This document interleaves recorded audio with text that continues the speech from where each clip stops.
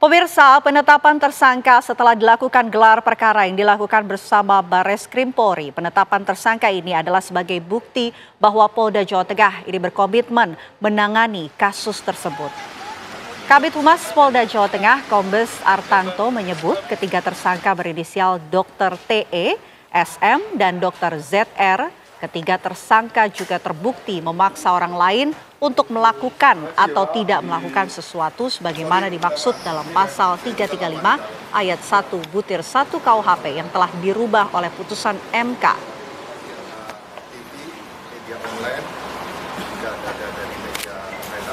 Krimum Polda Jawa Tengah telah menetapkan 3 tersangka kasus PPDS, program pendidikan dokter spesialis, yaitu 1.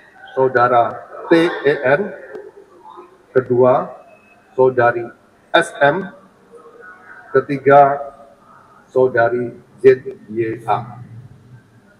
Adapun pasal yang disangkakan adalah tindak pidana pemerasan sebagaimana dimaksud pasal 368 ayat 1 KUHP dan atau tindak pidana penipuan sebagaimana dimaksud pasal 378 KUHP dan atau secara melawan hukum memaksa orang lain melakukan atau tidak melakukan sesuatu sebagaimana dimaksud dalam pasal 335 ayat 1/1 KUHP yang telah dirubah oleh putusan MK nomor 1/PUU 11 Romawi 2003.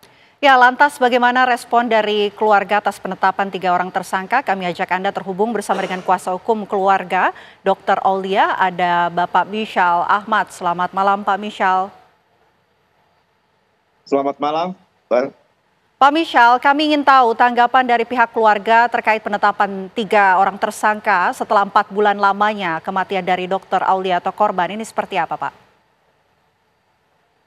Baik, pertama saya mewakili pihak keluarga selaku penasihat hukum mengucapkan terima kasih kepada Polda Jateng yang sudah bekerja keras karena memang tidak gampang mengungkap kasus ini dikarenakan korbannya telah meninggal, Mbak.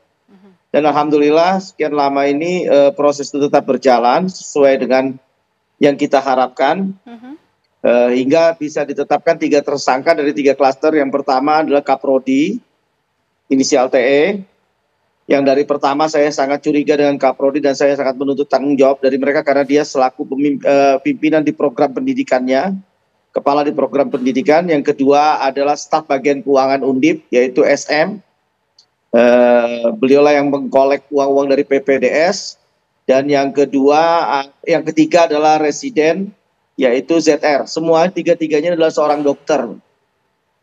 Oke, baik. Dari 3 tersangka yang sudah ditetapkan begitu, Pak, kami ingin tahu lebih dalam mengenai peran-peran dari ketiga tersangka ini, Pak Misyal.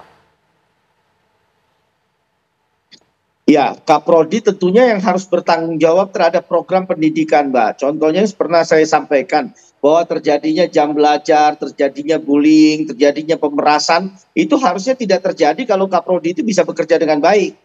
Itu satu. Yang kedua, yang tersangka SM. Tersangka SM itu berperan mengkolek uang untuk semua kegiatan-kegiatan yang seharusnya sudah dipastikan oleh pemerintah bahwa itu adalah beasiswa, tidak ada lagi uang-uang lain. Gitu loh.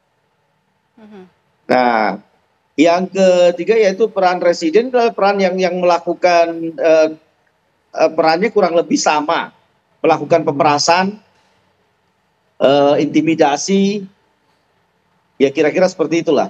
Oke, baik. Ini kan ada Kaprodi yang ditetapkan sebagai tersangka, Pak. Lantas apakah sudah ada informasi ataupun keterangan yang disampaikan oleh pihak universitas mengenai hal ini?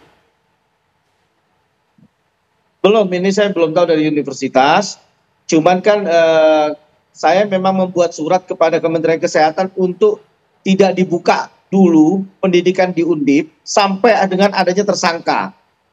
Dan itu diikuti oleh Pak Menteri Kesehatan hingga sampai hari ini belum dibuka. Setelah ditetapkan adanya tersangka ini dari pihak Kemenkes mungkin akan berencana untuk membuka kembali program pendidikan di Undip untuk kementerian untuk bidang kesehatan. Oke, baik. Sejauh ini kan baru 3 tersangka ya Pak yang kemudian diumumkan oleh pihak kepolisian. Kalau dari pihak keluarga khususnya Anda sebagai kuasa hukum gitu, adakah mungkin pihak-pihak lain yang kemungkinan ini akan juga ditetapkan sebagai tersangka, Pak Michel? Masih ada, Pak. Saya masih optimis, masih banyak yang bisa dijadikan tersangka dari kalangan presidennya, seniornya. Kita akan kejar itu. Dan saya juga mengimbau kepada Menteri Kesehatan untuk segera dibentuk satgas untuk bullying ini, karena ini korbannya banyak yang tidak berani melapor, Mbak. Gitu loh. Kalau cuma sanksi-sanksi administrasi saja percuma, mereka tidak ada efek jerah. Ini harus sanksi pidana seperti yang saya kerjakan sekarang ini. Ini nggak ada ampun. Saya akan berjuang bagaimana caranya nanti untuk izin dokternya pun bisa dicabut. Mereka tidak pantas lagi jadi dokter. Saya juga sedang berkomunikasi dengan pihak Polda untuk segera mereka ditahan. Karena pasalnya memungkinkan untuk mereka ditahan. Dan memungkinkan juga mereka untuk menghilangkan barang bukti lainnya.